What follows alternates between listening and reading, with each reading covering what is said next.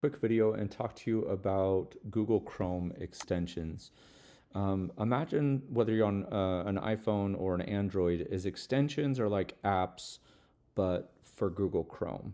So anytime that Google Chrome updates, your apps might be behind or on an old version.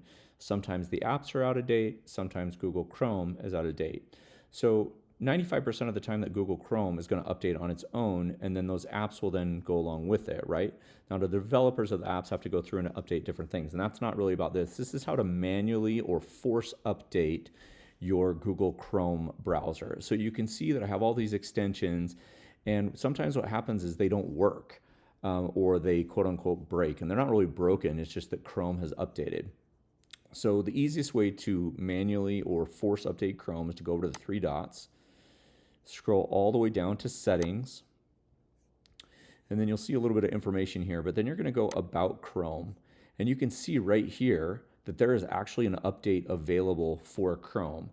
Now, it might have done this overnight, it might have done this in the morning. I don't necessarily check it every day, maybe once or twice a week, but absolutely whenever I'm having problems with my extensions, this is when I would manually update Chrome. So you can see that it's actually building to version 143.0 dot blah, blah, blah, blah, blah. It might be something very, very, very small, but in the code, it might keep your extension from working. So it usually takes a couple minutes, and I've got some other things running in the background. Sometimes it's faster, sometimes it's slower. Again, it just depends on your internet. Most likely what will happen is when you update to the new version of Chrome, Chrome will basically restart, like your phone. When you update your phone, it restarts. Chrome will save your browsers, it'll save your search history, it'll save whatever you were doing at the time.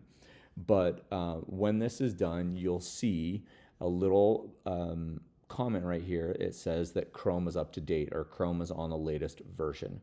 Hopefully this helps those of you that are running the OINK for extensions or IPX or Fluencer Fruit or any of those other extensions as Amazon influencers that you use. This is a great way to just make sure that it's not you, it's the extensions. Thanks so much for watching.